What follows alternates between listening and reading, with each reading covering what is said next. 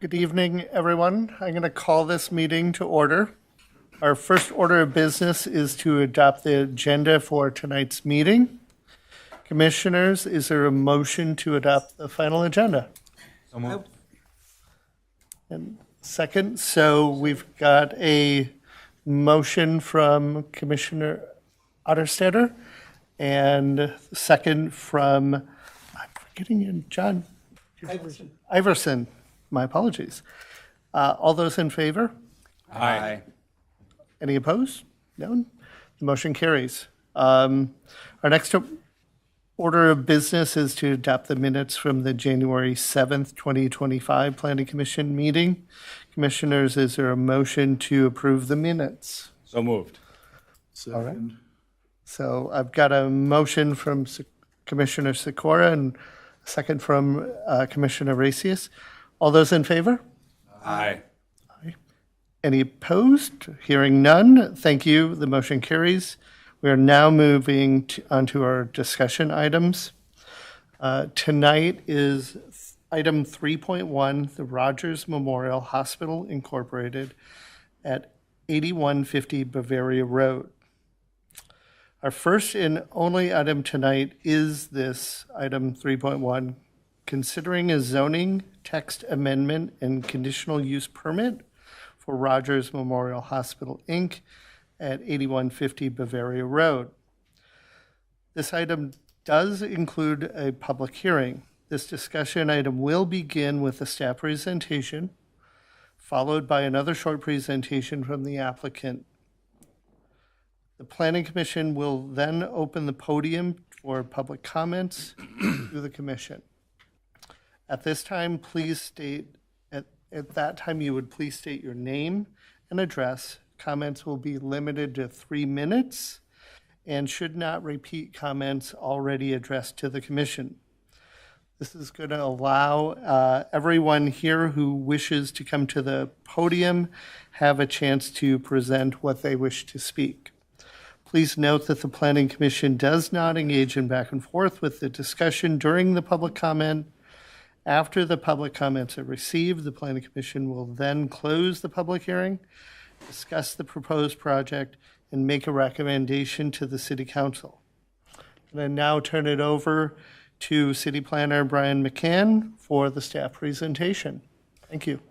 Thank you, Commissioner Ream and Planning Commissioners. Tonight we have a request from Rogers Memorial Hospital, Inc., also known as Rogers Behavioral Health. Their two requests are for a zoning text amendment to allow group homes as a conditional use in the R3 multifamily residential district, and for a conditional use permit to operate a group home at 8150 Bavaria Road.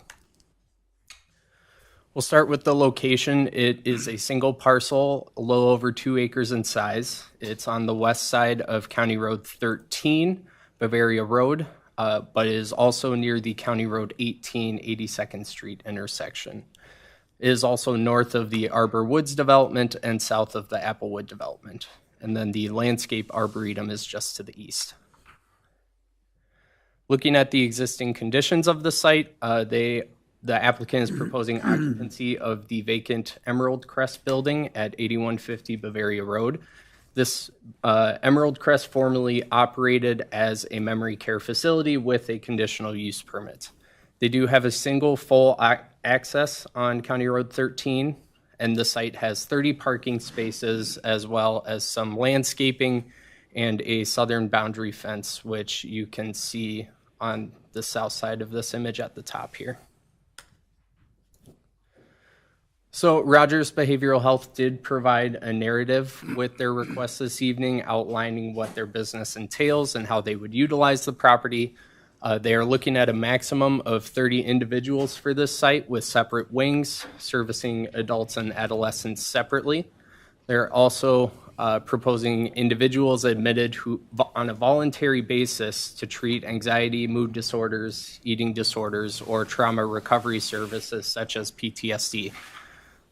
The operations would involve intensive daily treatment for residents for 30 to 90 days within a home-like residential environment. They would have a structured daily schedule with catered meals, recreational activities such as art or exercise. They would also have 24-hour staff present with 12 daytime employees and 7 evening or overnight employees. They are a not-for-profit independent provider. Looking at the zoning text amendment request, there was a zoning code inconsistency that was discovered by staff and the applicant. We do have group homes listed in our bulk regulations, but they are not listed in our permitted or conditional uses within our R3. That led to a miscommunication about the possibility of a group home in our R3 district, and our city attorney advised that the applicant pursue a zoning text amendment as part of their request for this site. We do have an existing zoning code definition for group homes, though, which is on the screen. When staff reviewed this request, we determined that a group home was the most appropriate definition of the type of operations that they're proposing. And then their request is to include it as a conditional use, not a permitted use, meaning they need a conditional use permit for their request. Looking at the implications of if it is approved or denied, I outlined both of those for you here. So zoning text amendments are discretionary. If the Planning Commission or City Council is not in support of the request, you do not have to approve it. There is not a legal obligation to approve a zoning text amendment, since that is where we have the most discretion in our code. If you choose to recommend approving the group homes as a conditional use in the R3, it would be listed as a conditional use, which is basically a permitted use with specific conditions applied that are reasonable and associated with the use. And then additionally, I thought it was worth noting that group homes would just be approved as a general category. We cannot discriminate between certain services or types of individuals that would occupy the space. And a conditional use permit may be issued if the reasonable conditions are met, but it can also be revoked if they are not meeting those conditions. We do have a process in our code outlining a revocation of a CUP. If the zoning text amendment is denied, the applicant cannot proceed. There is not an appropriate route to get their conditional use permit approved. The zoning code does not list group homes of this magnitude in any other district. Our single-family districts are required as a permitted use to allow group homes serving 6 persons or less. That is every city in the state, so just for some context of what that means, your next door neighbor, if they sell their house to a group home, someone could move in and get a state license and operate a group home there without any additional approvals required. Looking at conditional use permits, the proposed use appears to be compliant with our general conditional use standards listed in zoning code section 31-2 related to our comp plan, health and safety, compliance with the standards, our public infrastructure, screening and landscaping, architectural standards, zoning, and traffic. And that's worth noting this evening, if the Planning Commission does want to recommend adding group homes as a conditional use in our R3 district, we do have section 31-3, which outlines specific conditional use standards, so we can add a separate line item here and place reasonable specific conditions to a group home outside of the normal permit process that would have to comply with any other potential group home that comes in the future. So our internal and external reviews, we had our administration, community development, fire department, and public works teams all evaluate this request. They didn't have any significant comments to provide or any concerns with the proposed use. And then externally, we do have a CSO with the Sheriff's Department, and they did not have any concerns with the use either. So for the public hearing this evening, it was published. I don't know why that says final edition. It should just be published in the Waconia Patriot on January 9th. It was also mailed to property owners within 350 feet of the development. It was posted online and at City Hall. I did receive multiple emails and phone calls on this request. I provide copies of all the emails to you this evening, which you should have on the dais in front of you. And then just a note for Planning Commission members and for audience members, the Planning Commission is a recommending body. The City Council makes the final approval, which will go to them on Monday evening at 6:30 p.m. And then additionally, a neighborhood meeting was conducted yesterday evening from 6:30 p.m. to 8 p.m. at the Victoria Recreation Center. I was able to attend and listen to comments from the individuals that did attend. There were about 15 who were there. They had questions and comments for the applicants regarding the use of the site, specifically related to their business practices in Minnesota and Wisconsin, the qualifications of their staff, safety concerns regarding patients on the inside and external residents outside of the facility, as well as background checks or screening of patients, emergency response at their other locations, their funding and certifications.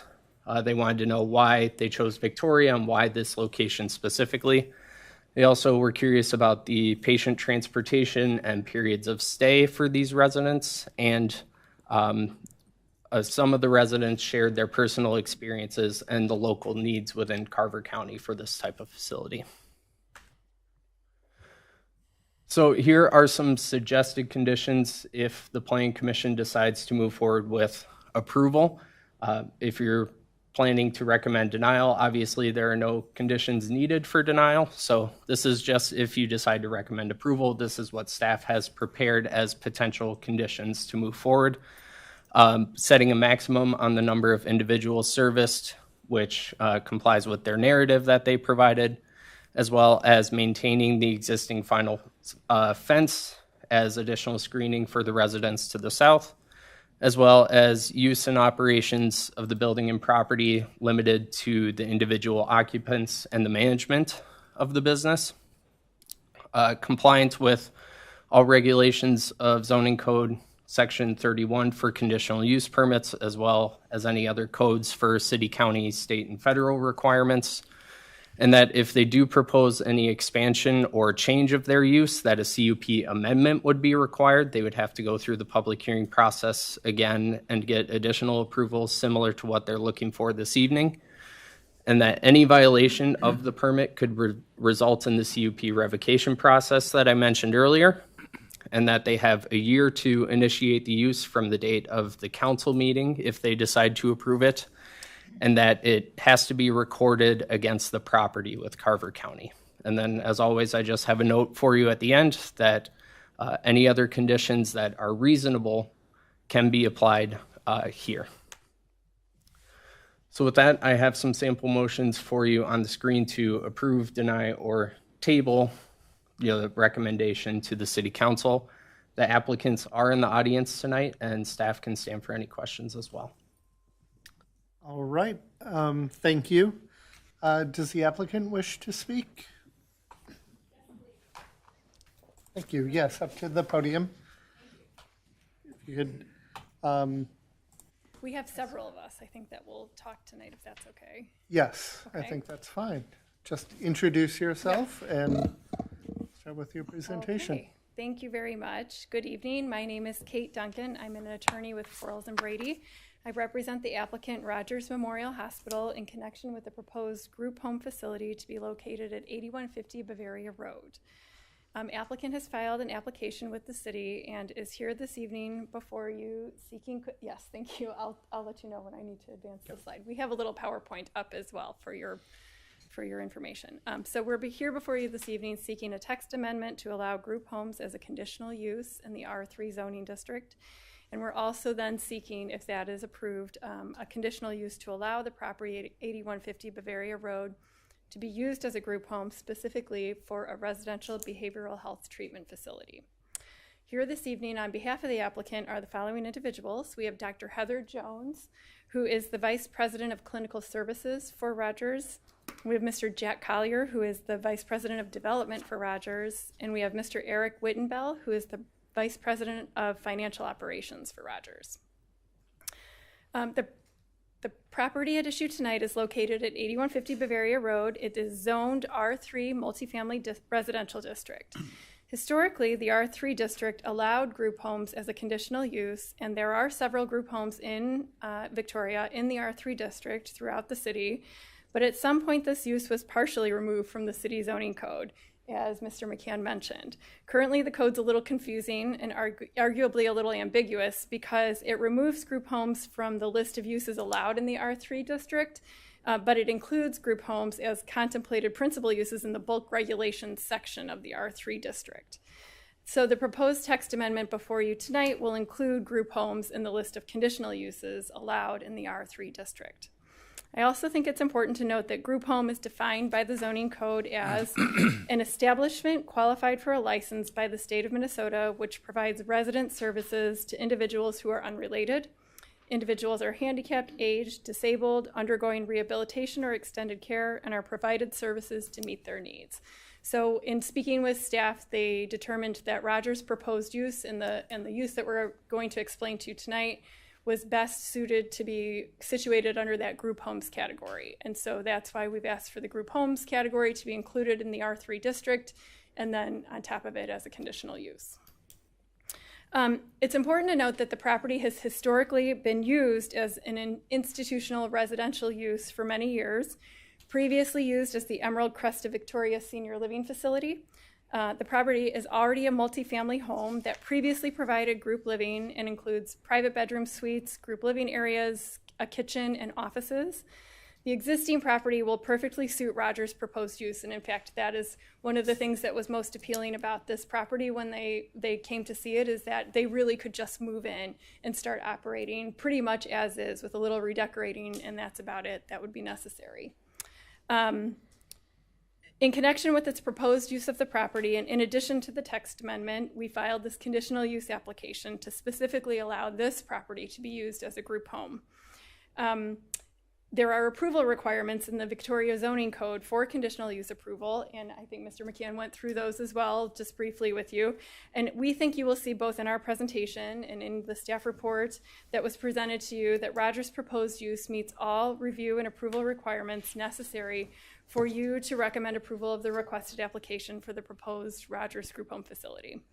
I also wanted to mention we did host a community meeting last night, and we did have about 15 people attend from the neighborhood. There were some people who had a lot of questions about the facility. There were some people who were in support of the facility. And so I just wanted to mention we were glad to have the opportunity to talk with the neighbors, and Rogers, you will hear from them more, is very committed to keeping an open dialogue with the neighbors and having neighborhood meetings on a regular basis. And they're very interested in continuing to get to know their neighbors if they're allowed to use this property for their intended purpose. So with that, I'd like Dr. Heather Jones, to come up and talk to you a little bit about the clinical services and how this facility will be operated.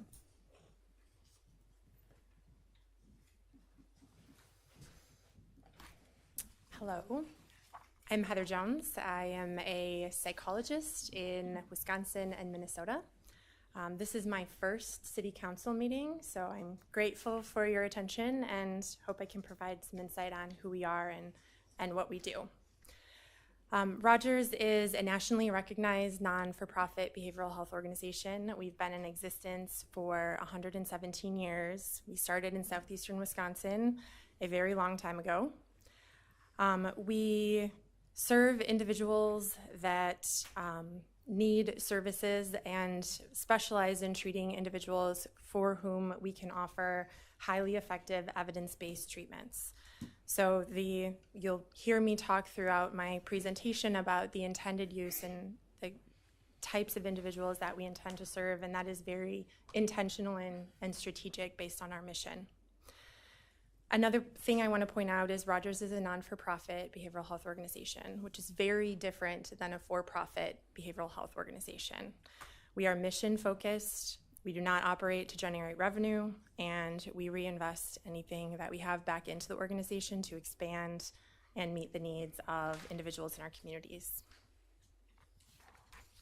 Next slide. Thank you. Rogers does have a national footprint. As you can kind of see on this slide, we do operate locations coast to coast in multiple different states, The individuals the individual sites outside of the state of Wisconsin are mostly partial and intensive outpatient programs, which mean that they operate 6 hours to 3 hours a day, respectively, Monday through Friday. In southeastern Wisconsin, we operate 3 inpatient hospitals, and I want to take an opportunity to designate the difference between an inpatient hospital level of care and a residential level of care. Inpatient hospital is for acute stabilization for individuals who are unsafe either to themselves or someone else. They are locked. They can be voluntary and not voluntary. That is very different than a residential level of care. Our residential levels of care, we have 17 programs in southeastern Wisconsin. They are all voluntary, and so individuals are seeking our care and coming to them willingly. We offer 9 specialty service lines. So again, we don't kind of just treat anything. We have, as the city planner mentioned, very specialty treatment service lines for obsessive compulsive disorder, anxiety disorders, trauma, eating disorders. And so we've really prided ourselves on being a specific behavioral health organization for individuals in need.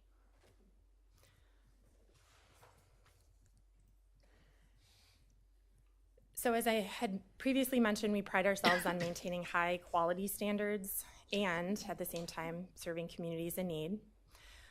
We collect outcome data from the individuals that we serve, and so on an annual basis collect over 100 million data points to monitor the effectiveness of our treatment and the individual experience of the people that we serve. It helps us build insight into their care as well as how effective our programs are over time and as we're building new programs. Of relevance to individuals and their families when they enter our care, most have been impacted in terms of their everyday functioning, going to work, managing household responsibilities, maintaining relationships, all things that are impacted by mental health challenges like anxiety and depression. And these are the things that we specialize in helping people overcome. One measure that is on the screen right now is the Work and Social Adjustment Scale. When patients come to us, they score around a 20, which indicates moderate to severe challenges in their daily functioning. During treatment, we work closely with them on areas like building a healthy routine, effectively managing overwhelming emotions. So as an aside, I can feel my anxiety in my body right now, and that's something that individuals who have an anxiety disorder experience all day, every day. So imagine getting up and doing a public presentation, and the stakes are high, and individuals are experiencing that in their day-to-day lives the moment they wake up. We help them overcome these emotions, build responsibilities in their relationships with their parents, spouses, and friends. And by the time they complete our treatment, most of our patients have achieved a significant improvement in their ability to function. I use this measure as a specific example because getting integrated back into and achieving full well-being is something that is really important to people and something that we can all resonate with.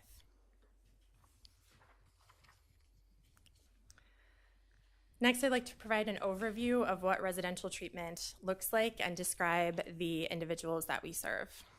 So again, I will mention that residential treatment is voluntary, and we hope to be able to provide services to adults and teens with depression and anxiety. This is relevant because for 2 reasons. One, 8.3% of adults in the United States will experience a major depressive episode annually. This number jumps to 20% of teens. So 20% of teens will experience a significant depressive episode annually. And 2, 19% of adults will meet the criteria for an anxiety disorder. And of those 19%, 50% of those will experience moderate to severe impairment as a result of their anxiety. And in 2021, rates of adolescent anxiety were estimated at over 31%. We are offering highly effective treatment for commonly occurring challenges for individuals. We know that there is a need for these services, and providing high-quality services for very treatable mental health challenges is what we specialize in. Knowing the barriers individuals face in seeking help, especially in seeking a 24-hour program, we strive to provide treatment in safe, non-stigmatizing, home-like environments, not institutions. The care we provided is intended to be delivered during a short-term intensive period with the objective of individuals returning to their homes, families, schools, and work as soon as possible. So as you can see, our average length of stay, I know it varies in some of our residential programs, but for this program that we hope to be able to offer this community, we anticipate an average length of stay of 30 to 45 days. In that period of time, individuals self-report significant reductions in anxiety and depressive symptoms in comparable programs and see a considerable improvement in overall functioning, as I had mentioned. Again, our residential care is voluntary, and to highlight this point, over 50% of individuals that attend our residential programs in Wisconsin travel from out of state, sometimes from out of the country.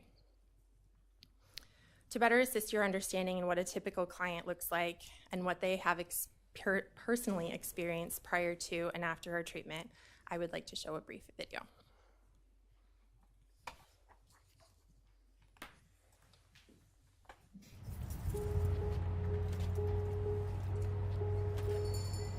There are times where it's just too much, and in my case, I was 51 years old, and I was pulling back from engaging with my family, and it was serious. And you know, it's not something you just talk about with everybody. My family didn't know most of what was going on with us. They just know that Steve didn't show up for holidays, and we made excuses and did our best to kind of hide that, but we really didn't know what was going on. You know, Jake spent a lot of his life feeling like he was broken. And of course, I've spent a lot of my parenting life feeling like I was a terrible parent, like a good parent. Sorry. A good parent would have figured out how to. I was very discouraged, not motivated at all, isolated myself, did not want anybody to know what was going on at all. Everything had a home, and everything had to be in its home before I would go to bed. I didn't like having visitors or company. Even my daughter would mess stuff up. My poor wife, she would go shopping, bring home the groceries and not know where they belong or how to put them away. There was a lot of, I don't want to say probably tension maybe, where they just were afraid that they were going to upset the apple cart based on where I was at. But once you accept that you have anxiety and it's okay to not feel okay, then it becomes okay. He turned to me and he said, "Mom, I've got this. Like, I have my tools. I'm good." And I just started to cry. Yeah, it's very special. If I had never come here, yeah, it would be very sad. I would be a very unhappy person. Rogers definitely saved my life in more ways than one. Before attending the program at Rogers, sometimes I would go into stores and have to leave midway through because I'd have an anxiety attack or panic attack. And now here I am owning a store, and I never would have imagined that I'd even be in a place well enough to do this and thriving. Push yourself to do things that are hard for you, even if you're in that position where you don't think you can.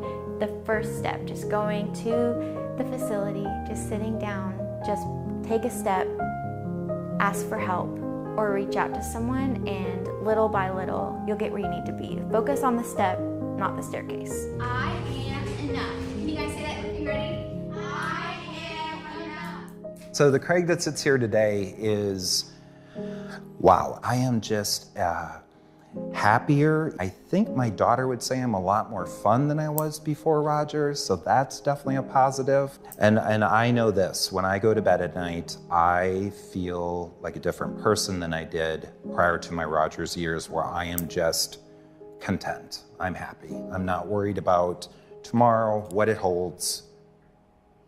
It will be what it will be. To anybody just struggling with OCD and not knowing where to turn, they're here with open arms, and they know what they're doing. I think one of the most meaningful things that Jake ever said about his experience here is when he came home, he said, when I have kids, I'm going to name them after my team at Rogers because they made everything possible. And as a parent, there's no greater blessing than something like that.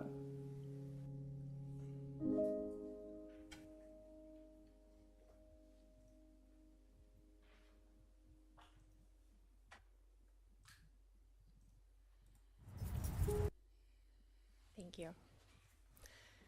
Next, I want to speak to and address the residential operations proposed at Bavaria Road. Currently, there are 35 beds in the building. We plan to serve up to 30 individuals, only 15 adults and 15 adolescents on each wing. There will not be contact or cross-programming between the adult and teens in the building. Each individual who seeks out our care, including those that we would serve at Bavaria Road, will go through a robust screening process to ensure our care model is the right fit for their needs.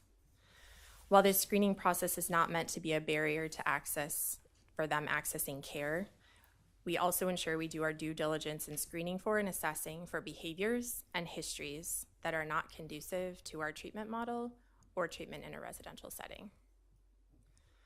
Information provided by parents and previous medical and psychiatric records are also obtained. These comprehensive screenings and all relevant previous medical records are reviewed by a panel of expert psychiatrists against admission and exclusionary criteria that we have established and developed for our programs. They use this information to provide acceptance and recommendation to programs and specialty areas. Once we have an acceptance and recommendation to a program, an individual is contacted for an admission date.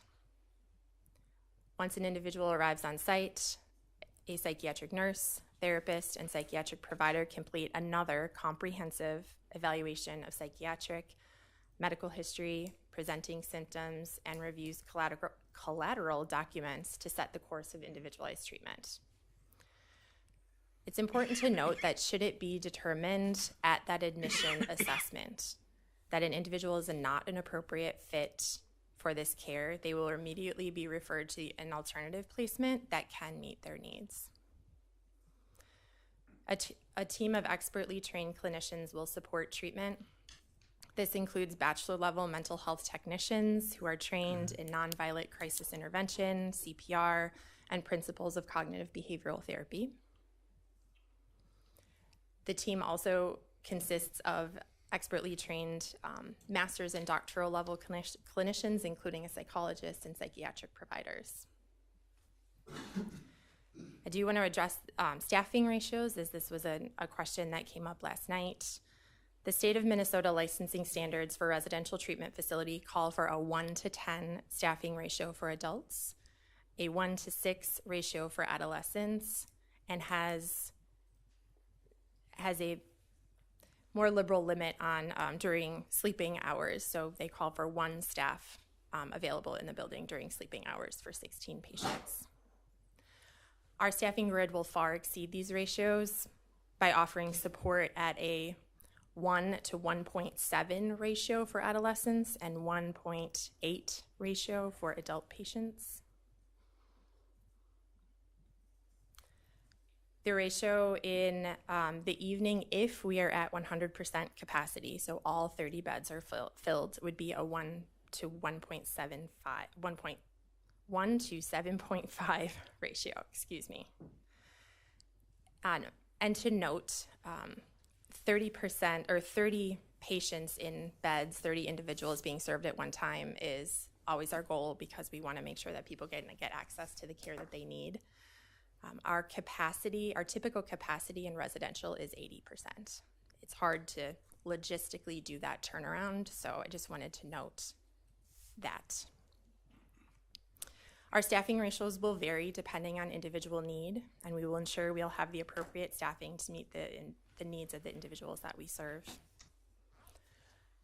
A typical treatment day will consist of routines both in the morning and the evening, therapeutic groups, individual sessions, family sessions, expressive therapies, exercise, wellness routines, and all the things that we know to contribute to overall well-being and recovery. So why Victoria? Thank you. Last year, we served 150 individuals from the state of Minnesota in our residential facilities in Wisconsin. That means 150 individuals and their families had to leave home and travel in order to get access to care. This prompted us to do a survey of over 800 adults in the Minneapolis-St. Paul metro area to understand the need and the kind of appetite for providing behavioral health services in our residential program here. 80% of the individuals polled and asked said they would access the services for themselves or their families. In addition, aligning with national prevalence rates, depression and anxiety were the most common top-of-mind mental health struggle for this population that we had polled and asked. The picture in this slide is worth noting, is in a residential area in Wisconsin. There is a 24-bed program just to the kind of the center of that, yep, right there, of that area where we have operated, and my colleague Jack will talk more about that in a moment. Next slide, thank you. We have outpatient sites in Eden Prairie and Woodbury that have operated since 2016 and 2019, respectively. I do want to acknowledge and recognize that there are some bad reviews online from a very narrow representation of people that we serve. Of the 24 Google reviews from the Eden Prairie Clinic, 15 were less than 5-star reviews. 9 were 5-star reviews. The 24 reviews posted for our Eden Prairie location is from a patient population of 2,900 individuals that were served since 2016. The overwhelming majority of patients who receive our care have had positive experiences.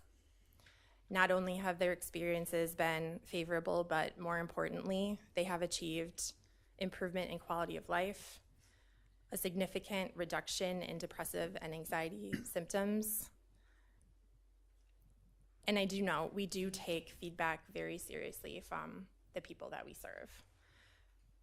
It helps maintain a mindset of continuous improvement in what we do and who we serve and the services that we provide.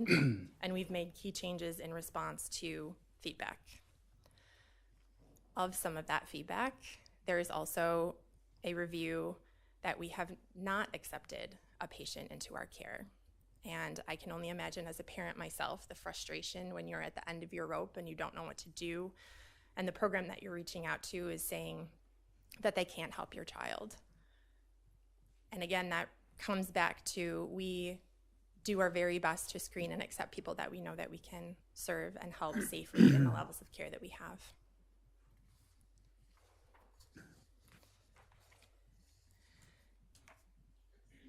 And finally, to talk about safety and client management in our residential programs. As mentioned, the maximum capacity would be 15 patients on either wing, and they will always have 2 highly trained bachelor's level staff available to them, at least 2, between the hours of 11 p.m. and 7 a.m. So while they're sleeping, there'll be 2 people available.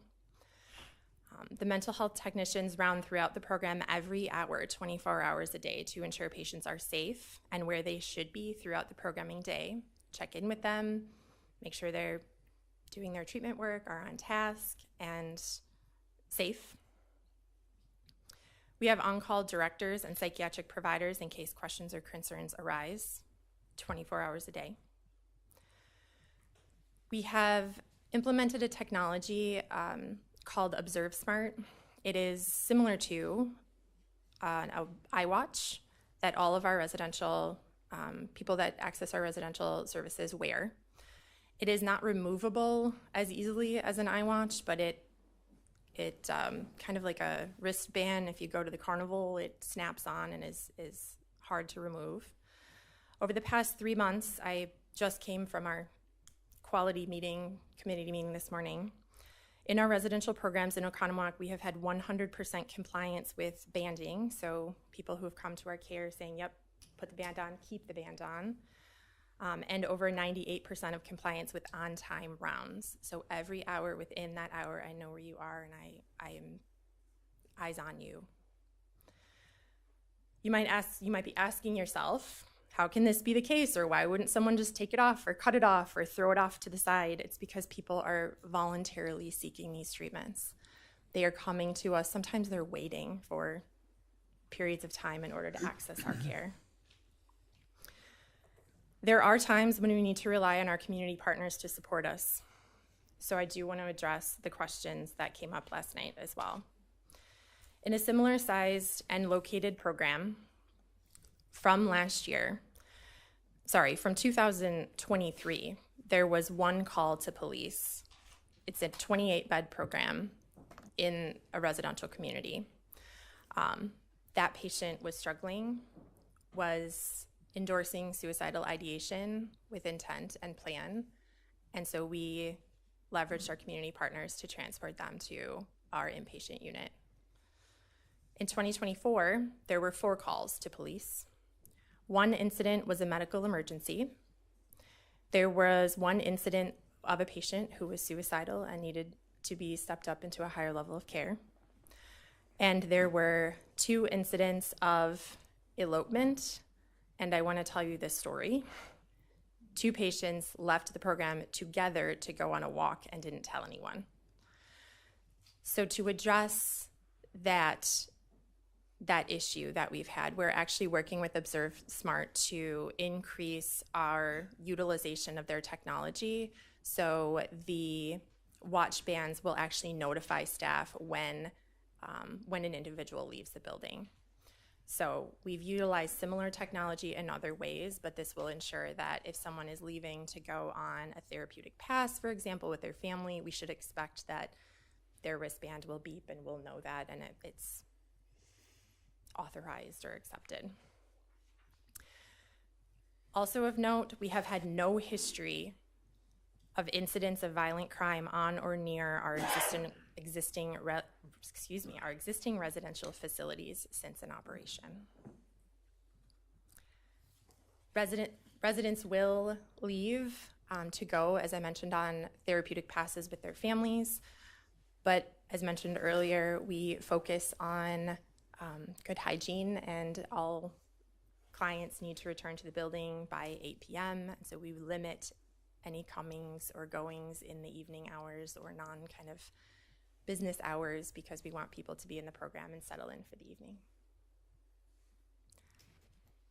I'm going to next turn it over to Jack Collier, and I am sincerely grateful for your time. Thank you.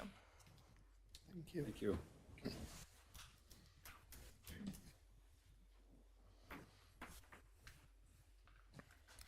Thank you for hearing us. My name is Jack Collier. I am Vice President of Development. My role is real estate, operations, facilities, and so forth at Rogers. We acknowledge this is in a residential neighborhood, but all of our properties are in residential neighborhoods. We're not immune to that. It has, if you could see the 2 wings, what's ideal about this facility, it has 2 separate pods, so to speak, connected with a common hallway for access between staff and so forth. It has 30 parking spaces, more than enough that we would need. Our residents are dropped off. They don't drive themselves here and leave a car. So we estimate between 15 and 20 staff members on a given on the high shift. So there's more than ample parking. Next slide, please. It has its own entrance off of Bavaria Road. We understand that 82nd Street is going to be under construction, I contacted the project manager of that project, and he assured me that Bavaria Road is at a 75% capacity. Its operations, its traffic today versus what that road is built, county highway is built to, and that's before the improvements in turning lanes that are going to be done in the next year or so. So access to it, and we will be adding no more traffic to it than Emerald Crest had in the past. Again, it is surrounded by neighbors. We have a fence on the south side and a wooded buffer to the north. We are pretty much self-contained. There is a fence on the north side, a 5-foot chain link fence that's existing. And for the most part, our residents stay inside. They will go outside from time to time, but there's very limited activity on the outside. Next slide, please. Parking, again, is more than adequate. We have a separate entrance in the lower level for office staff that can come and go, and then they can work their way up into onto the unit throughout the day. And overnight, again, as Dr. Jones had said, our staff is on the unit 24/7 and constantly monitoring, even at nighttime during sleep time. Maintenance of the facility will be run very similar to Emerald Crest. In fact, we've talked to the owner about their maintenance contracts and continuing those. We understand there's never been a complaint about the outside maintenance and the snow plowing, landscaping, yard maintenance, and so forth.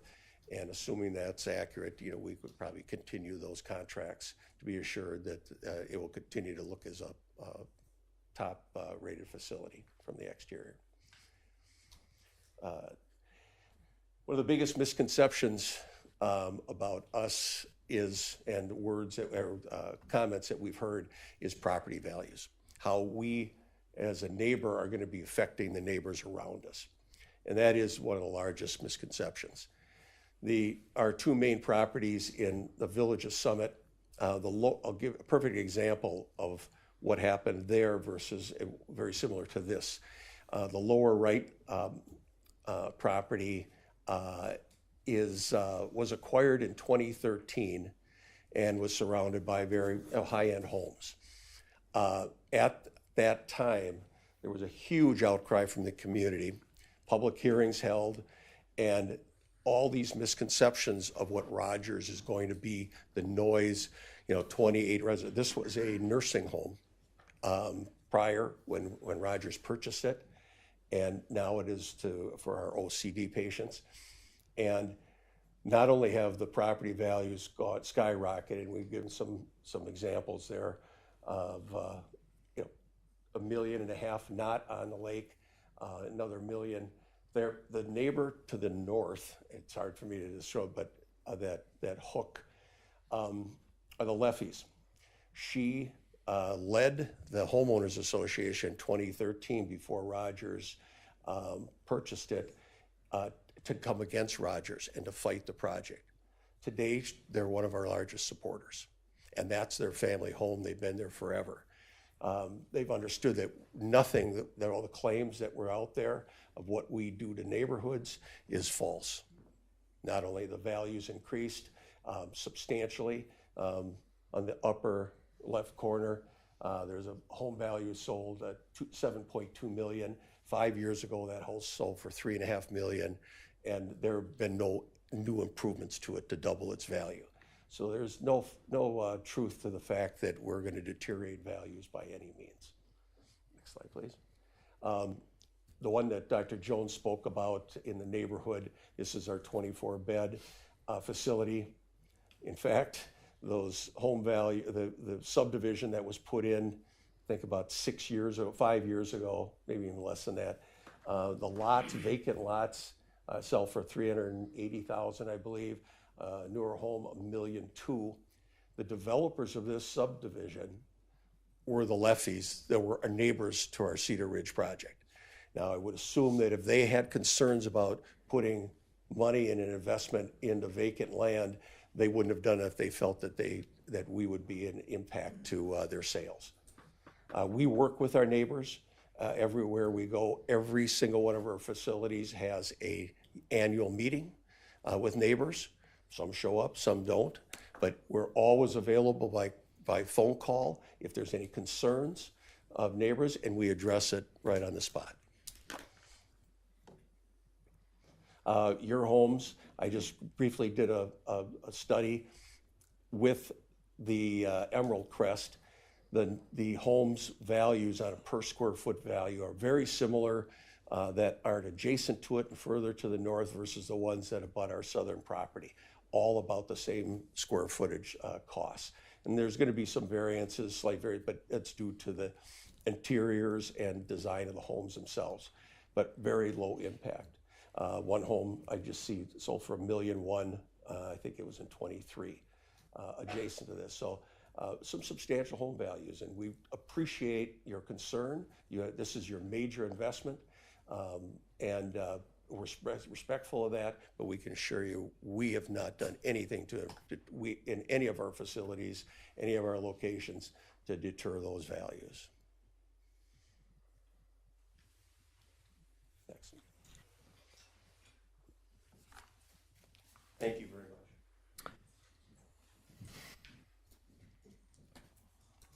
Okay, I just want to do a quick wrap up for you.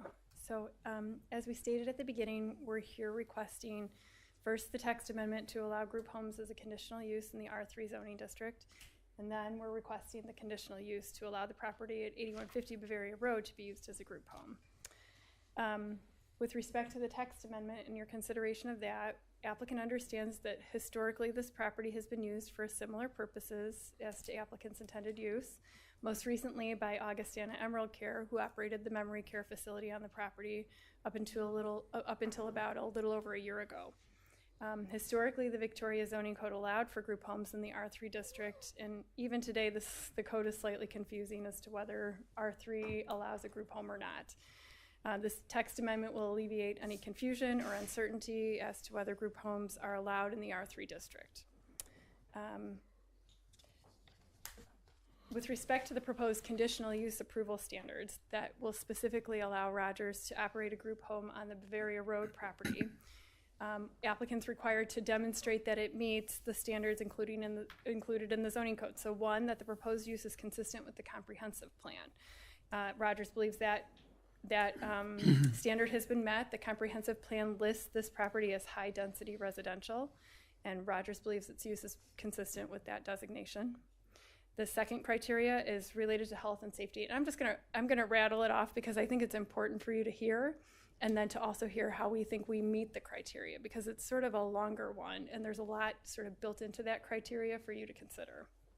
So the proposed use shall not negatively impact the health, safety, and general welfare of occupants surrounding lands and general welfare of the city, including but not limited to the factors of noise, glare, odor, electrical interference, vibration, dust, and other nuisances, fire and safety hazards, existing and anticipated traffic conditions, parking facilities on adjacent streets and land, the effect of surrounding properties including valuation, aesthetics, and scenic views, land uses and character and integrity of the neighborhood, impacts on governmental facilities and services, including roads, sanitary, sewer, water, police, and fire, effects on sensitive environmental features including lakes, surface and groundwater supply and quality, wetlands, slopes, floodplains, and soils, and other factors found relevant by the city.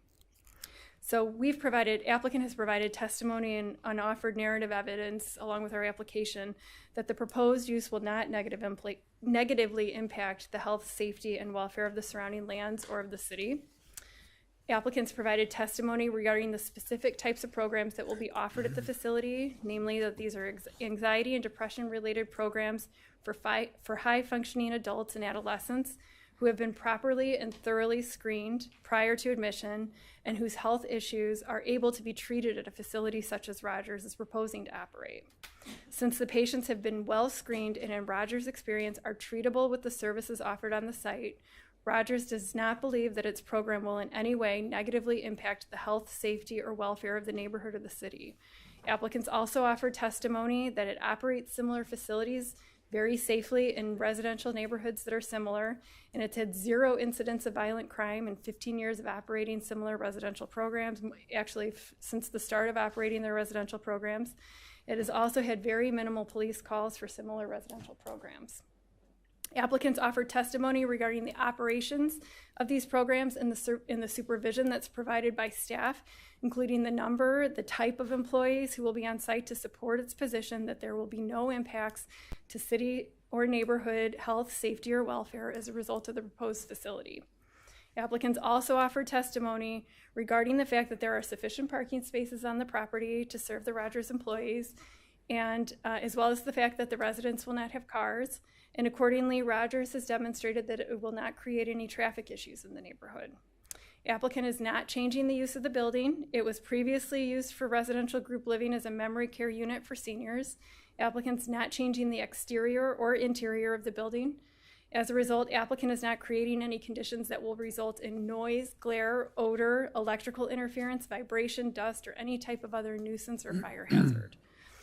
Applicant will not be impacting any governmental facilities or services, and it anticipates the same level of services from the city that were used by the prior Emerald Care user, including water, sewer, police, and fire services. Because it's not constructing anything, applicant will not be changing any sensitive environmental features, such as lakes, surface and groundwater supply or quality, wetlands, slopes, floodplains, or soils. And finally, applicant offered testimony and data tonight regarding the status of property values on properties and areas immediately adjacent to its existing similar facilities.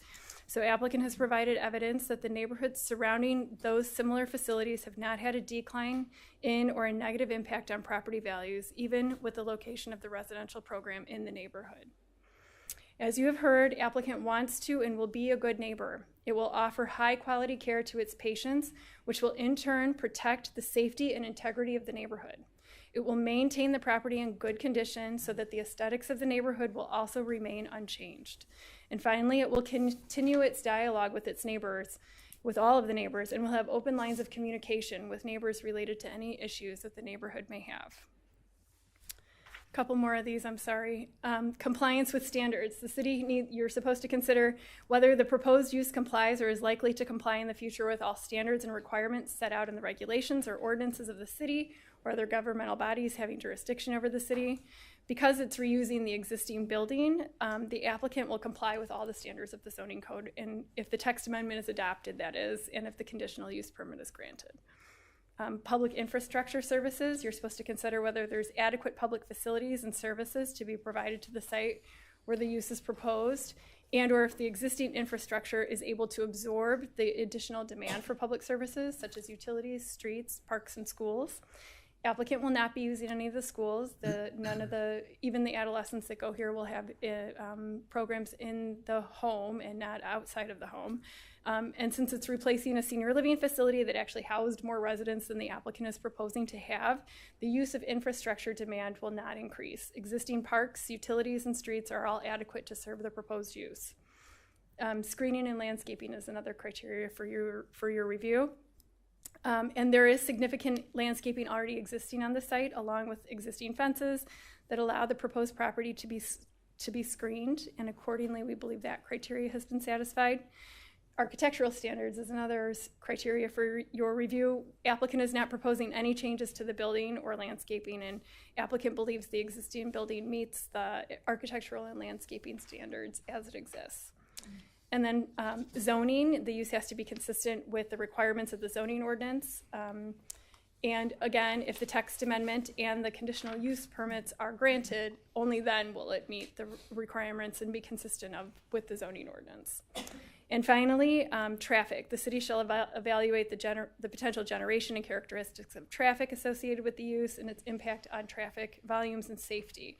So applicant again has offered testimony tonight that the use of the site is low intensity with only employees and occasional visitors coming to the site, with residents not having cars while they're living on the site. As a result, there will not be much daily traffic to the site, certainly no more than Emerald Care had there when it was operating. And so applicant does not anticipate any negative impacts to traffic. Okay, so with all of that, applicant believes that it has met all of the criteria for approval for both the text amendment and the subsequent approval for the conditional use permit to allow the proposed group home for the behavioral health treatment facility on the property. And accordingly, applicant respectfully requests your favorable recommendation of these applications. And our team stands here ready to answer any questions that you might have. Thank you. Thank you. So I will now open the public hearing. Is there anyone in the chamber this evening who wishes to comment on this item? And if so, please come forward. And as I said, mention your name, your address. Keep the comments to 3 minutes. And good evening, council people. I wasn't prepared to do this. We actually opened our mail a little after 4 o'clock this afternoon because we were out of town, and opened it to quite some surprise regarding the letter from the city of Victoria as well as from the Rogers Mental Health Facility. So I will try to be as concise as possible, but I literally had an hour and a half to prepare for this. So my name is Dr. Bonnie Hauk. My husband Michael and I are lifelong educators. He began his career as an athletic coach for the USA Olympic Committee, and then he taught 25 years in the Carver County schools as a middle school teacher. I've taught 20 years as a teacher, literacy coach, coach for teachers, an administrator, as well as 15 years as a professor at the University of Minnesota and Bethel University. I finished my last couple of years before semi-retirement at Holy Family High School around the corner, so I'm well-versed in the behaviors and not so good behaviors of young adults at the middle school through college age. Love them dearly, but I have a very realistic perspective. I'm going to begin with speaking about why my husband and I firmly reject the thought of rezoning. I'm going to go through it piece by piece as quickly as possible. Number one, the original purpose of Emerald Crest was to support seniors with memory health issues. That's a considerable difference than those with behavioral issues. Very different, and I speak from a lifetime of experience in that. So the purpose will have changed. It was zoned for aged, disabled, and handicapped folks, not for behavioral disordered folks, and there is a difference. Also, by changing or rezoning, you're creating future instability in our neighborhood so that somebody else could open such a facility in one of our residential homes in our neighborhood. It's also problematic because of this loss of oversight by the city council by changing this zoning. Secondly, I believe it or not, managed to look through quite a few online reviews. And granted, as a research project, I would have spent a great deal more time on this, but what I found was regular reviews, Better Business reviews, Indeed and Glassdoor, and they do not compare to the reviews shared by the organization that's proposing this. Their reviews were D- on the Better Business Bureau, 2.6 and a 2.8 on 2 other sites. There was 1 out of 10 reviews that came up with quotes such as, felt like prison life, staff needs trauma training. I still have nightmares from my time there. Feel free to Google that. I admit I didn't have time to fact check it all, but that's what popped up and was very disturbing to me, especially with what we're proposing. When you look at that picture, what you don't see is on the left where there's a small berm of trees. That's my backyard, as well as other people in this room with children. On the other side of that driveway where you see that wall, there's other homes. And then on the other side of the parking lot, there's homes. So we've got to get this into perspective of where this is located. Level of care, the ratio sounds good, but when you're working with a behavioral disordered teen or young adult, I am a 6-foot woman, and I can be intimidated if somebody is needing some redirection. So don't minimize that ratio. Security, no background checks, voluntary, I have to talk faster? Okay, I'm gonna go really quick then. Proximity of location, security, our time for review and the data that was shared, look up those 3 sites, Eden Prairie, Conomowoc, and Delafield. They're in a facility that's in a parking lot near a hospital. We're in a neighborhood. Walk that neighborhood before you vote. And please respectfully consider that we really appreciate teens needing this, but not in a neighborhood that's set up like ours. Thank you. Thank you. Are there others in the audience that would like to come forward? Give your name, address, keep it to 3 minutes. I'll do my best. Appreciate that. Apologize, though I was just sick. So, good evening. My name is Mark Strauss. I reside at 776 Arbor Woods Road, Victoria, Minnesota. My property directly borders the proposed zoning change, text amendment, and conditional use permit at 8150 Bavaria Road. I'm here to request that the City Commissioning deny the proposed zoning change, text amendment, and conditional use permit for 8150 Bavaria Road. The proposed changes would have a significant impact on the character of the neighborhood by introducing a use that is not in harmony with the existing residential environment. It is critical to maintain the current zoning to preserve the community quality of life, which includes maintaining the peaceful residential nature of the area.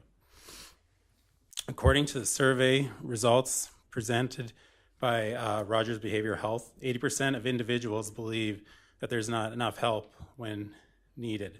However, it was clarified in last night's meeting and tonight that these surveys were conducted in the Minneapolis area, not in Victoria. This suggests that our community might be underserviced in different ways, and adding another facility might not address the root issues effectively in our context. Up until now, there has been minimal community involvement in the decision-making process, despite the survey by Rogers Behavioral Health. The process seems rushed, and there has not been sufficient community input before moving forward with this rezoning.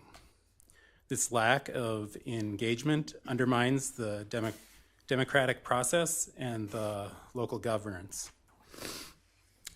The introduction of this facility would not only increase the demand of local emergency vehicles, which are already stretched thin, but also bring about additional noise pollution, impacting the serene environment we value. This could strain the community resources that locals depend on. From a personal experience, I have dealt with a child who suffered from anxiety and depression. I understand the importance of mental health services.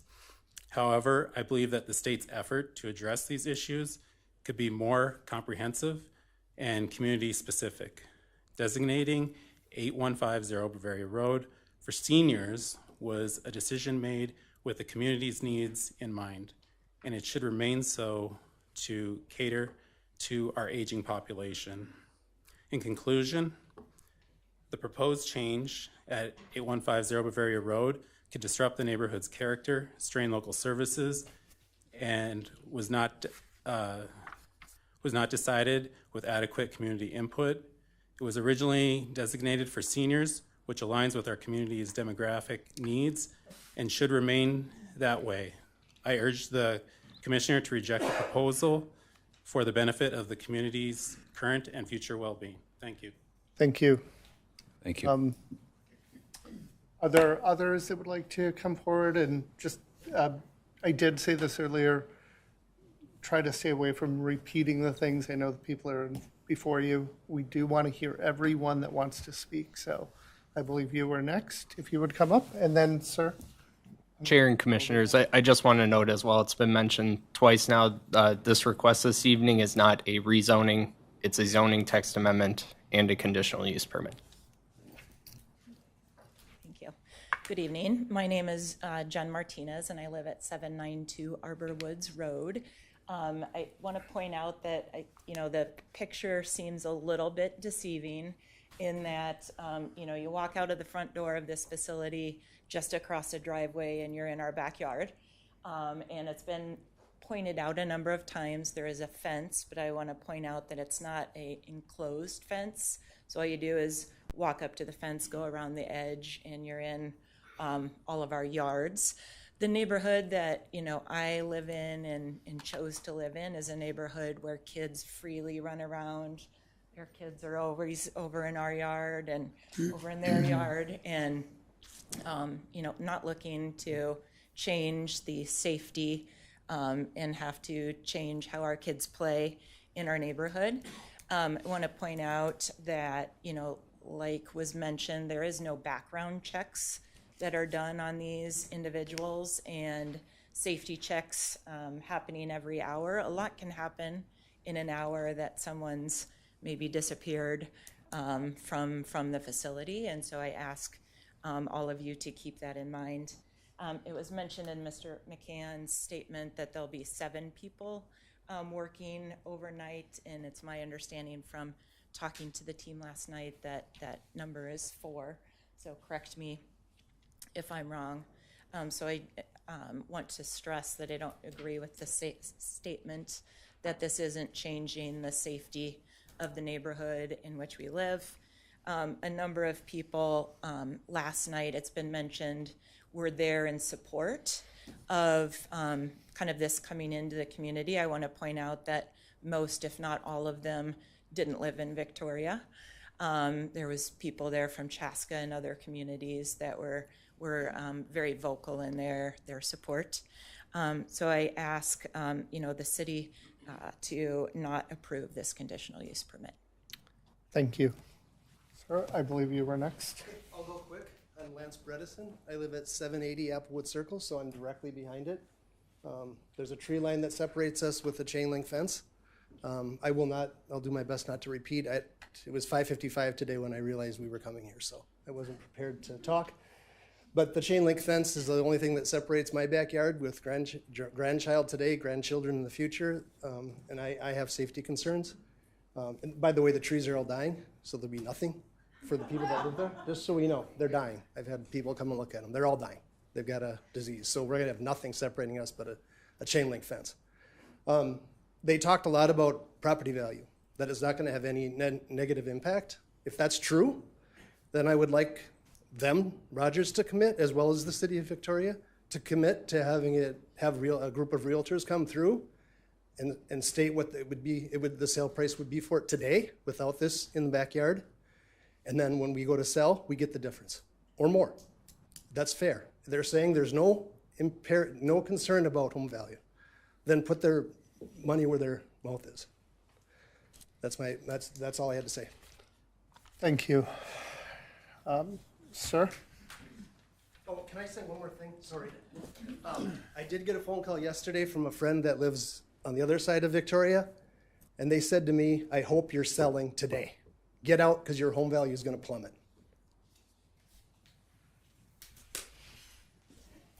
Mike Elk, and I live right next door to Lance, so we have the same proximity to this place. I have a question for the folks from Rogers. Is smoking allowed on the property?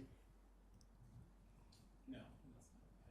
I looked on their website. I did not see it on their property. Okay, so not indoor, but can they go outside and smoke? Sir, if we could redirect, this is a purpose for you to have public comment. I thought they said we could ask ask questions. That we could ask. I'm asking a question if they're going to allow smoking on the property, because they made the statement. I don't understand why you're objecting to this. They made the statement that there wasn't going to be an odor. They had a list of things that they presented. So I think that's a fair question. The way I introduced it, and this is my first time doing this with a public hearing, so okay. I'll just acknowledge that I did read that it is not a back and forth exchange, either be with the entity that's applying or with the council, the commissioners. But that's not what was said. So I'm being reprimanded, not able to ask this question. I'm clarifying, so sir. If there is smoking allowed outside, and I'm guessing that with all the people coming through, some of them are smokers. There's 2 places. They can smoke out front or they can smoke out in the backyard. There's going to be odor, and I'm going to be looking at that. All right, my other point is I would not buy my dream house today. Bonnie and I built 20 years ago. We bought that lot. We built our dream house. I would not buy that house today knowing that there was a mental health facility of the nature that we're talking about having there. So, and then the final thing that I want to say is a couple times it was mentioned that they would do regular meetings to get together with neighbors and to talk about different things. That does not sit well with me, because right now I don't have to have meetings to make sure that everything's going fine in my neighborhood. And the last thing I just want to say, please don't let this go through. Thanks. Thank you. Are there others in the audience that would want to come forward? Yeah. Okay. I thought you were acknowledging, so yes. Hi, my name is Valerie Spear. I live in the Arbor Woods neighborhood. Can't picture our house, or can't see our house in the picture, but wanted to obviously go over very similar comments that others have already made. I guess I'll focus mine on the safety concerns as a mom of a very young child, one on the way, and having lived in the neighborhood for, I think, 4 years now. I can vouch for the fact that our kids are in our neighborhood all of the time. I think in Arbor Woods we have 40 children between, I want to say 18 houses, I believe. Yeah. So many, many children. That's just our small portion of the neighborhood. That's not including Applewood, that's directly behind the facility. And I think that's, I mean, as a mom, number one concern, and also just the perception, the pictures and others that I've seen of Rogers, others facilities throughout the Midwest, this is truly nestled between two neighborhoods. I mean, we can literally walk into the Rogers property. We go for walks into Applewood all the time. We're walking directly in front of the facility. I mean, it's accessible to our neighborhoods, I mean, within walking distance. So one point there, let me see here. I want to make sure I'm not going over other points made. So I know that others have said this, but they've mentioned about the background checks. I would like Rogers to provide some clarity, because they keep mentioning that for the residential facilities, it has to be voluntary admission. I've read that at these types of facilities, residential, not specific inpatient, that they can also be court ordered. And there were a lot of reviews about Rogers that discussed patients being court ordered to attend these types of facilities. So if Rogers could provide some specific information about, is that the case with their patients? When we've asked that question as a community, they've told us that they do I believe a questionnaire is the extent of what they confirm in terms of any type of criminal record. Let's see here.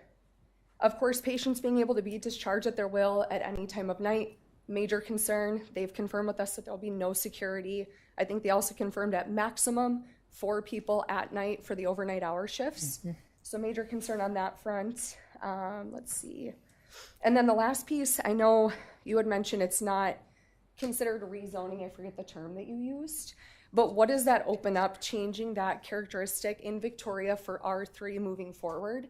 Can Rogers, they say they have no intention at this moment to build upon that facility, but does this change in the zoning amendment or whatever it's called, will that have impact for the future where they say, we need a 60-bed facility? Do they build up? What does that look like for this facility, but also for Victoria in general? So let's see, outside of that, I think most people went over other items. I would like to know, sure. Our neighbors that directly face this, they are looking into the facility. It is within steps of this location, so. Thank you. Yes. Thank you. Sure.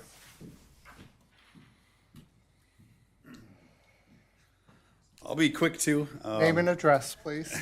Yes, Anthony Wilder, 859 Arbor Woods Road. On the HOA board of Arbor Woods. This is a good aerial shot. I agree. I echo everything that the residents of Victoria have said already, and I share in all of their concerns. I'm going to try to add on to them without repeating them. What this doesn't show is all the kids that go between the Arbor Woods neighborhood and up to the Applewood neighborhood. I mean, it's a sea of kids back and forth all the time. So if you approve a facility that you have to put bracelets on people to keep them in their rooms, like what, I just don't get it. I think Victoria's doing a really nice job of keeping it quaint, keeping it safe. This would be 10 steps backwards for this city. So deny, deny, deny.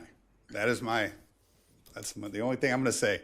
Deny, deny, deny. I'll say it here for 3 minutes. Okay? Thank you. Thank you.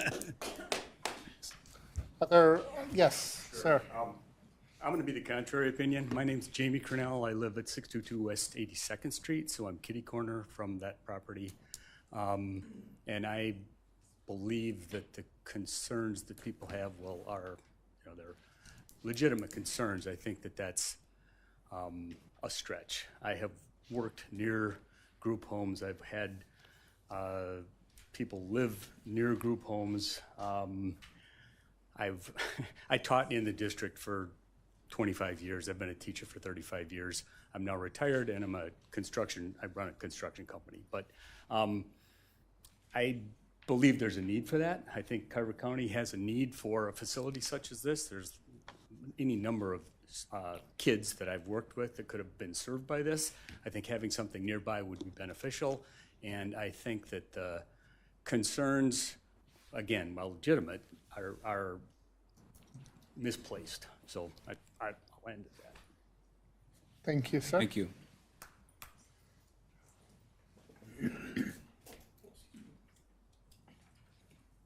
Excuse me, Wes Sowers, 848 Arbor Woods.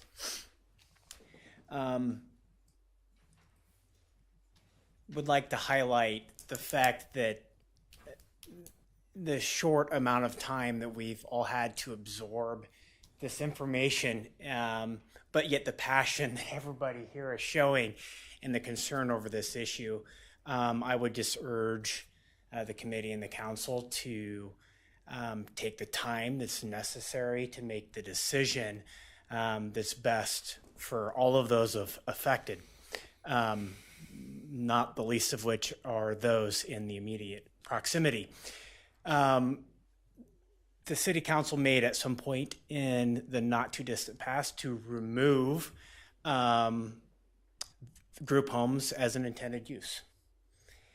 There may have been a table in an appendix buried somewhere that somebody forgot to amend.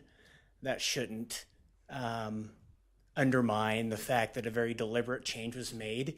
And I think it's very obvious why the change was made. The change was made because this use is not compatible with the rest of the neighborhood into which it's zoned.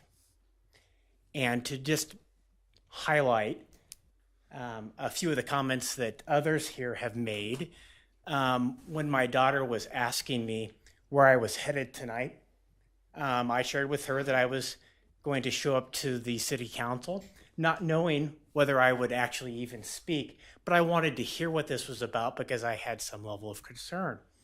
And she asked what I was concerned about, and I said, well, there's a behavioral health facility moving, and there'll be maybe a lot of new neighbors and a small thing. And her response to me was, does behavioral health mean that people have challenges behaving themselves? And I said, well, it can. And she was concerned, and she said, Daddy, I am scared about running into people in our neighborhood. I play there. My daughter, 11 years old, has some concerns about this, and many others, children and family members, have concerns, and that's why we're here. Thank you. Thank you. Thank you.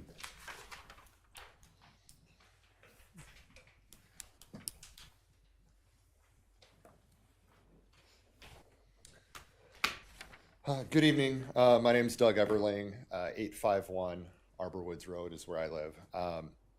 And so there's been a lot of comments tonight about ambiguity in the zoning and eagerness to engage in community conversations, but also that there's an intended timeline to close this sale by the end of January. I find those comments about engaging the community a little incongruent when the first community meeting is January 20th. And a proposed close to this deal is the end of the month. to echo Wes's comments, I think that at the very least there needs to be more time to evaluate what's going on. My bias, if I was forced to vote today, is to deny the conditional use permit and the zoning text amendment. My background from an undergrad perspective was in city planning.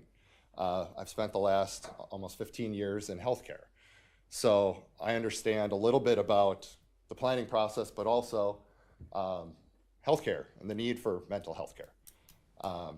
There's undoubtedly a need for behavioral health services and facilities.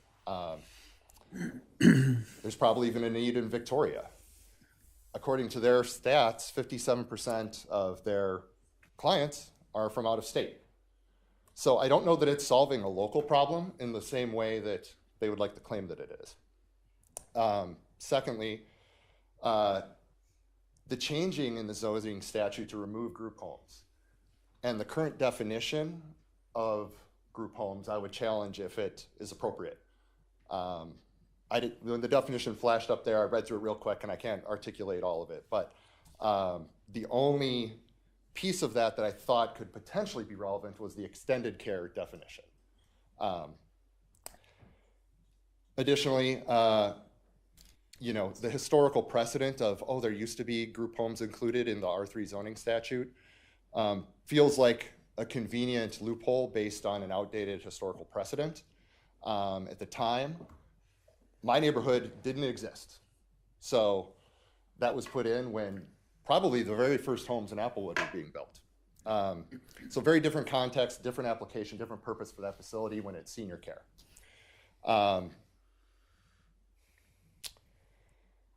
How this, from a practical day-to-day standpoint, I would really challenge, and I didn't hear anything addressing this tonight, so it's just an open question, how this facility will address the therapeutic and clinical needs of folks when a big portion of that is, I heard the word exercise used, but getting outdoors.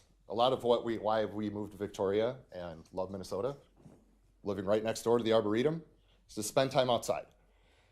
I've worked in healthcare long enough to know that time outside and exercise are important components of mental health.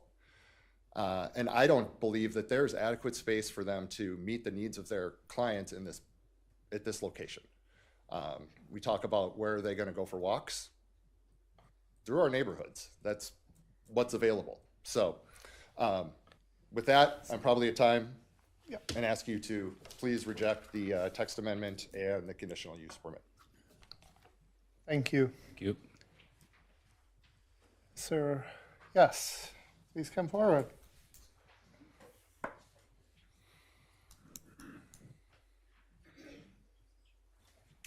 Good evening, and thank you for allowing me to speak.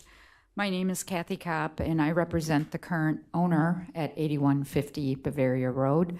And we have been in the neighborhood for 20 years, and we were originally built and designed to provide a group home to service memory loss residents, both from a early to middle to late stage memory loss facility. And we did have some behavioral health issues with some of the residents that we served over the last 20 years at this property. And I see a lot of things that are the same on what will be serviced in this location. There's obviously differences also, but I did want to point out a few things that are the same, is that we have been in the neighborhood for 20 years. I listened to the population that Rogers is going to be serving, and it's similar in the fact that we did have anxiety and depression in the residents that we served. We did have a staff ratio that was similar. We had about 30 to 35 employees at the property, so it doesn't impact the traffic. Our programming was very different, but very similar in that we had a defined day of that people got up in the morning, they had activities, they had rest period, they had outdoor time, and we had outdoor time every single day that we could be outdoors with our clientele. We also are a nonprofit organization. They're a nonprofit organization. I'm passionate about that. I think you heard they're passionate about that because we believe nonprofits reinvest back in the programs, the services, the properties, and the communities that we've been in. And I think that they will do the same. The programming and the clinical support, I think, is very different because we served a different population base, but the ability to be able to serve people and have good outcomes is really based on the programming. And you heard from their clinical physician here, I believe they're going to have a good program, that there are going to be good outcomes. And yes, I would be fearful if I was a neighbor, but I don't think it would be as fearful as a neighborhood is proposing here tonight. I also think that we have had more probably resources used by having memory care in the community. On average, in 2023, we had 50 ambulance calls to the hospital because of the medical complexity of the clientele that we saw. And in 2022, we had 45.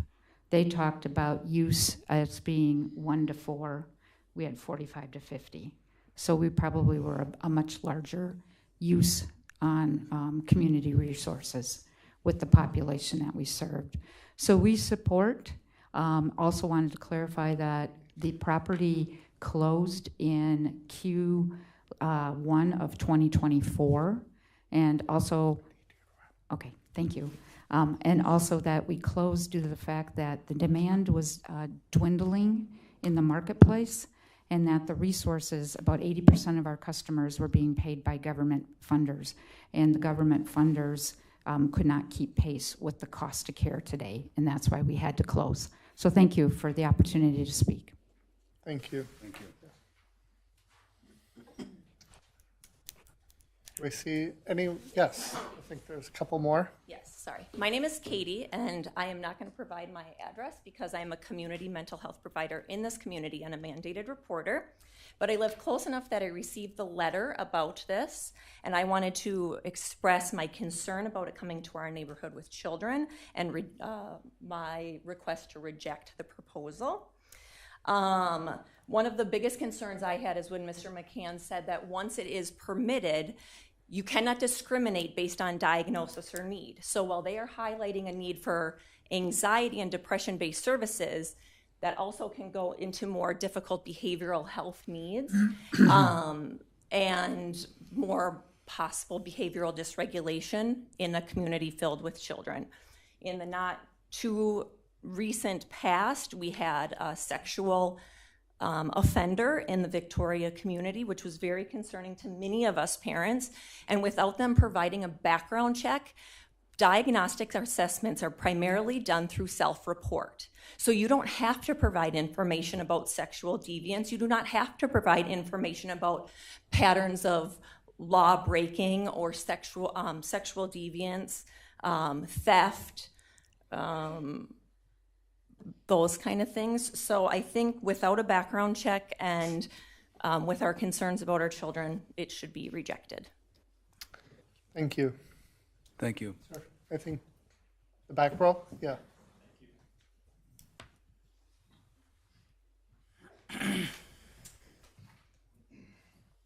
Hi, so my name's Cole. I'm at 827 Arbor Woods.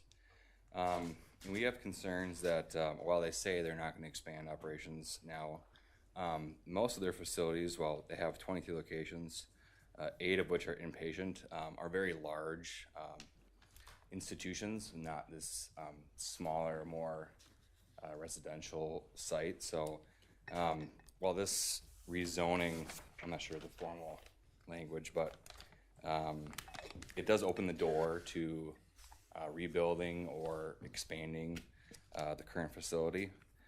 So I would just urge the council members take their time in making this decision. I mean, I know, to echo some other concerns, that a lot of people here had only just received notice of this like a couple hours ago, and I'm only aware of 6 houses that received the formal notice. which does concern me that they're going to make a decision next week. So I think that's all I have to say. Thank you. Thank you. Looking around. There you go. All right. Randy Peterson. I live at 816 Arbor Woods Road. Yeah, right next to it. Just wanted to echo the deny request, but just also wanted to ask formally, Mr. McCain, have you received the letter that the HOA has sent? Yes, we have. Perfect. Okay. All right. Thank you. Thank you.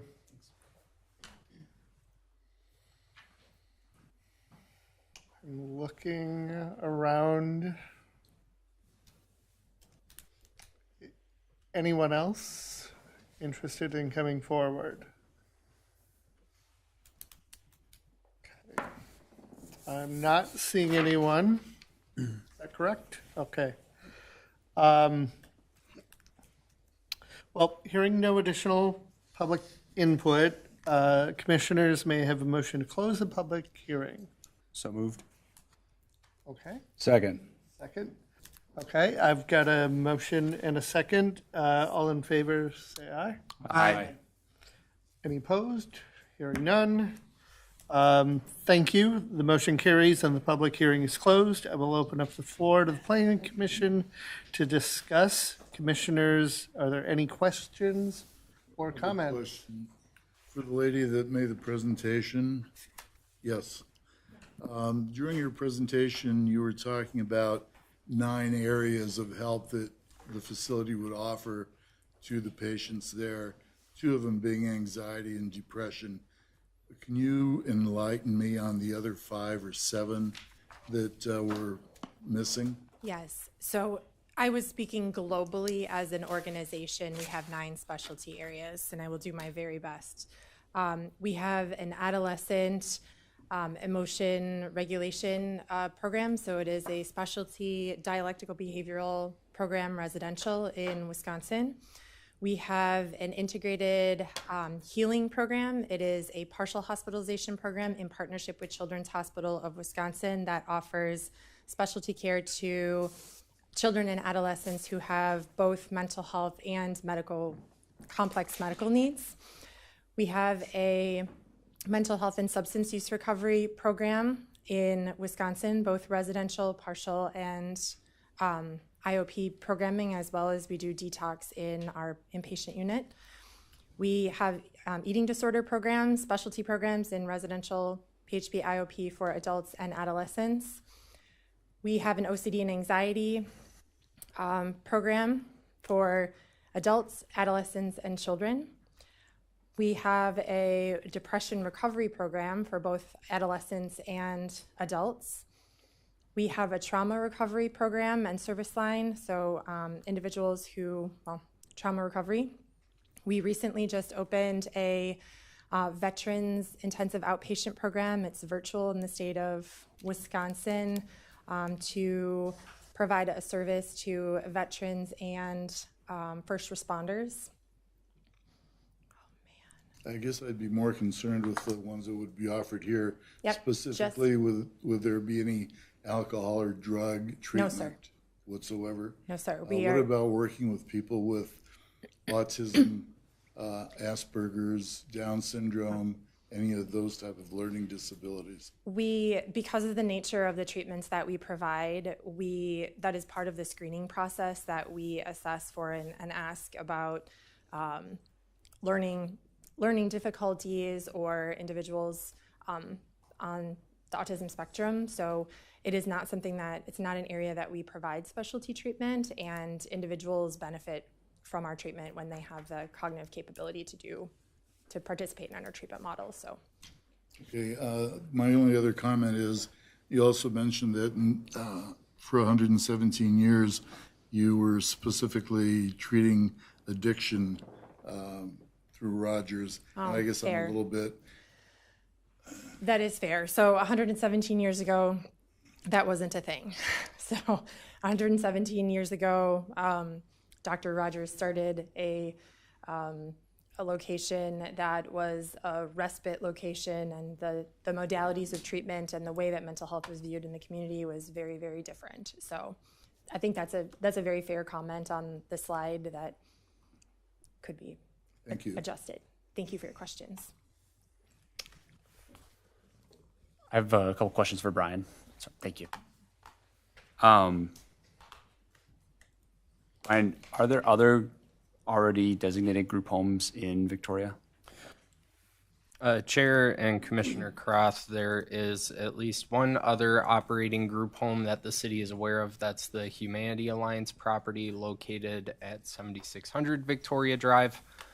That is another residential group home type use, I believe with 12 bedrooms, similar R3 zoning that received conditional use permit approval back in 2019, I believe. So in accordance with that removal of the group homes from our zoning code, I believe. Residential single-family group homes, I don't have an estimate on the numbers since those are outright permitted uses. I mentioned in my presentation, someone could just move in and operate, and we don't even have to know. Yeah, okay. And then I just wanted to clarify, because, sorry, I also have 3 kids and I'm low on sleep. So are group homes allowed in any other, so they're not in R3, but are in any of the other zone? I couldn't remember. Correct. They are in our R1 and R2. Now, those ones are specifically to allow 6 or fewer persons. This would serve 30 individuals, just for reference. And that's a statutory requirement that we have to allow those. That's not something that we can change in our zoning code.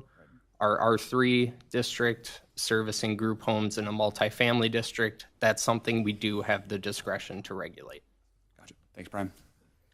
Right. Based on my interpretation of a group home, I think what the applicant here is trying to have is more of a hospital rather than a group home. Just one question, Brian, on the group home. So there's no other conditional use for a group home in our code at all, aside from R1 and R2. For a conditional use for a group home within our 5 residential districts and our 3 commercial districts, no. They're permitted in those 2 districts I mentioned earlier.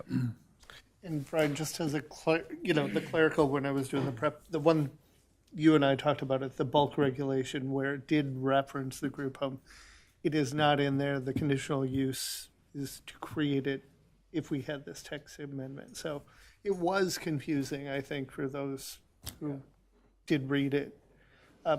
We were able to clarify that that was an error. Correct, as one of the residents mentioned as well. It was an oversight by previous staff when group homes were taken out. They just were not removed from the table, which resulted in confusion for applicants and people looking at the property in general to utilize it. Mm-hmm.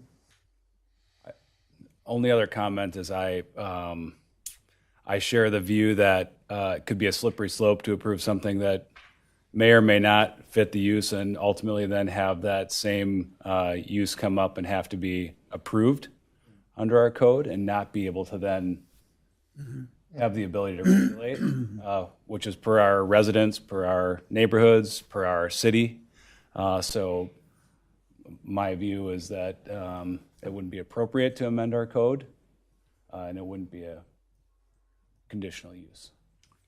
If I can build on that, I share the concern that, well, let me just back up for a second. First of all, I appreciate the acute need for this service. I have no doubt that we need this service in our community. The question is where? And the concern I have is somewhat nuanced in the sense that this is a high-density area, unlike some of the other facilities that Rogers has that we saw. I'm also concerned, I think that we need in our zoning code an area for group home facilities. But group home facilities run a spectrum from memory care, perhaps on the lowest risk part of the spectrum to, I don't know, halfway houses perhaps, or other facilities that would be perceived as higher safety risk at the other end of the spectrum. And if we were to approve this conditional text amendment and don't have an ability to discern, I would be worried about future, leaving this all to one side, future examples of group homes in R3 residential districts without an ability to customize safety for the residents. I also feel like we need more information at this point. I do share the view that this has come up rather quickly. I'd like more information on property value impact, and I'd like to know more about screening criteria and safety planning. I take some comfort in knowing that there haven't been any serious incidents in the last 5 years, but I don't know what the screening criteria are. And I think that's really important for us to know. And I don't know what's lawful, candidly. Does the screening criteria include some sort of safety assessment? So this is all top of mind, and I have more questions than I did coming in as a result of the inputs on both sides tonight. But again, I think there's a real need for this service. I worry about this particular location. I was involved in 19, I think it was, on the other group home, and the discussion that was involved in that at the same time, and it was location was not an objection for all of the members of the Planning Commission and then also on the City Council at the same time. So, everyone has spoke, 40 kids, young families. We can all understand, we can all relate to that. The original intent, of course, was a memory care unit, and many, and I wasn't around 20 years ago when that went through, but many would say that would be harmless. But there's, what I'm reading, what I'm hearing, and then in the neighbor website at the same time, it's been very vocal, and there's some, it's safety is a concern. And if we're not good neighbors, that is a concern. That's a very genuine concern. I think when you get into property values, it's full disclosure that one has to make. If you're selling your home, you have to make full disclosure on whatever, for the most part, everything that of the area. So, I think that's there could be an interpretation for sure. I think that it was said by many that the survey says, and an online survey is not it's not positive, quite frankly, and typically surveys would get the lowest common denominator at the same time, but in this particular case, the survey is very well defined, I think. So, I think that one of the things that the Planning Commission does, and of course one of the things that the City Council does at the same time, is that it literally sets a precedent. And if it's okay today, it very much is okay tomorrow. And whatever you do for me, it has to be done for everyone else. So, I think it's I'm very pleased. I'm very pleased to see the involvement. I'm very pleased to see the concern, and very pleased that that's how this whole process does work. So, thank you very much. Brian, quick question. Was the facility in question there before the homes were developed or after? Commissioner Racius, it was a combination of both. So I believe the Applewood neighborhood to the north was existing prior to Emerald Crest being constructed, and then the Arbor Woods development to the south came in after. Thank you. I have one more question too, Brian. Can you remind me, when they do the conditional use permit, if ownership changes, does the conditional use permit also transfer? Or do they have to reapply? I can't remember. Commissioner Croth, conditional use permits run with the land and are recorded against the property. So theoretically, if they were to move locations, someone else could move in and operate under the same conditions that they were approved for. Okay, that's what I thought. I'll be the last one to speak up, and then maybe we can have a decision. When I reviewed this, it does appear to be moving kind of quickly. It was something in our ordinances that was a little bit unclear, and there's been a lot of sentiment, mostly unanimous, for concerns that you all have in our community. And this is a choice that we all have the responsibility to make in terms of, again, the decision we make now may have implications for other, projects. Is there another place this could go? Those are maybe questions we have to ask with a little more time to consider the options. I don't know what that means for, Rogers, but I think everyone on the panel has probably arrived at a thought on what they're going to do. So, Brian, if we could maybe pull up that motion. So I'm going to ask, does someone want to say what their thinking is on what we should be considering? I'll make a motion to recommend the City Council deny the request for Rogers Memorial Hospital, Inc. at 8150 Bavaria Road. Can I get a second? Second. Okay, so we've got Commissioner Racius and Commissioner Iverson seconding that. All in favor? Aye. Aye.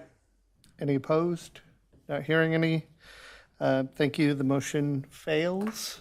And commissioners, that concludes our discussion item for the evening. Moving on to miscellaneous sections of our Chair, agenda. just for point of clarification for process orders and minutes, Yes. the motion passed to deny. Passed to deny. Thank you. That was that was good clarification. It carries, yes. And one other clarification, to deny the text amendment, that automatically denies the conditional use permit available underneath. Yeah. Correct. Thank you. It's both matters, yeah. Are there any miscellaneous items from staff? Chair and commissioners, just covering what we're going to talk about the next meeting. We had planned to start some of that zoning code overhaul that we talked about recently for this meeting, but we had to push that back a little bit for our own timelines. So Travis has prepared the first article of 12 articles or 12 weeks of planning commission reviews that we're all super excited about to go through. So we'll start that at our next meeting. And then also West Creek Village, the Lennar development that was proposed for about 150 townhomes and 15 single-family homes with the extension of Creekside Lane. They've resubmitted for preliminary plat, so that will be reviewed at the next meeting as well. Okay. Commissioners, do we have any miscellaneous items from any of you? Not seeing any. Commissioners, there are no more items this evening. Can I ask for a motion to adjourn? Make a motion to adjourn. Second. All right, thank you. Thank you, everyone. Brian, can you come back now? I would have favored table. make them back? Recommendations been made, and then we have to bring. Yeah, I understand.